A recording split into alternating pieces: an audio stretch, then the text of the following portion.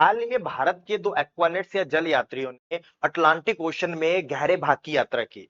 इनमें से जतिंद्र पाल सिंह ने 5,000 मीटर और आर रमेश ने 4,000 मीटर की यात्रा की और फ्रांसीसी वाहन या सबमर्सिबल नोटिल में बैठकर ये यात्रा की गई। लेकिन ये भारत के समुद्रयान प्रोजेक्ट का एक तैयारी का भाग था।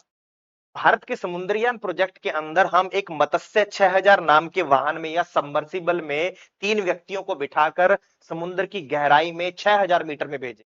अर्थात समुद्र के अंदर 6 किलोमीटर की गहराई में हम 3 व्यक्तियों को भेजेंगे। ये भारत का एक मानव युक्त मिशन है जो गहरे सागर के लिए है।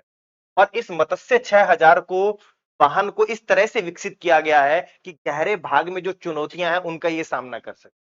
इस व्हीकल के अंदर, इस सबमर्सिबल के अंदर दबाव को सहन करने की क्षमता, क्योंकि जब आप सागर के अंदर आंतरिक भाग में जाते हो तो वहां दबाव बहुत ज्यादा होता है।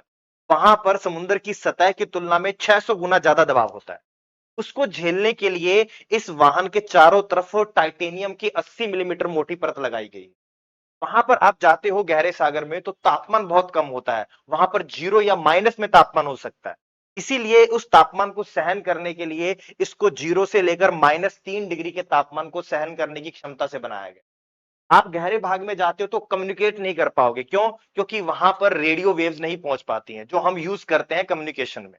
लेकिन यहां पर साउंड वेव का यूज करके इसमें कम्युनिकेशन को स्थापित किया जाएगा। साथ ही साथ वहां ऑक्सीजन की कमी होती, तो उसकी व्यवस्था करने के लिए भी इसमें बहुत सारे सिस्टम्स को लगाया गया ताकि ऑक्सीजन की आपूर्ति की जा सके। साथ ही साथ ये सामान्य रूप से 12 घंटे के लिए 3 व्यक्तियों को सपोर्ट कर सकता है, लेकिन इमरजेंसी में ये 96 घंटे तक उनको सपोर्ट कर देगा। लेकिन इसका उद्देश्य क्या है? जब ये गहरे भाग में जाएगा तो इसके अंदर रोबोटिक आर्म है, एक रोबोट लगा हुआ है। समुद्र का जो तल है उसमें से खनिजों को खोज सकता है, उनकी माइनिंग कर सकता है, ये इमेजेस ले सकता है आसपास की। उसके बाद ये जैव विविधता का उससे मूल्यांकन कर सकता है, वहां की कंडीशंस के बारे में बता सकता है। इसके अंदर नेविगेशन सिस्टम है, खुद से ये नेविगेट कर सकता है।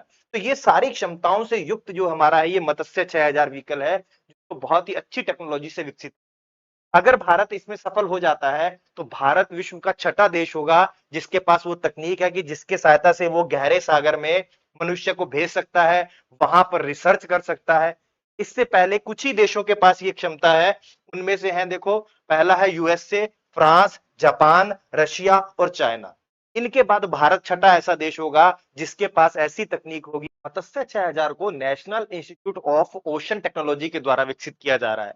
साथ ही पूरा समुद्रयान प्रोजेक्ट है वो ऑफ अर्थ साइंसेज के अंतर्गत आता है, ये भी आपको ध्यान रखना है।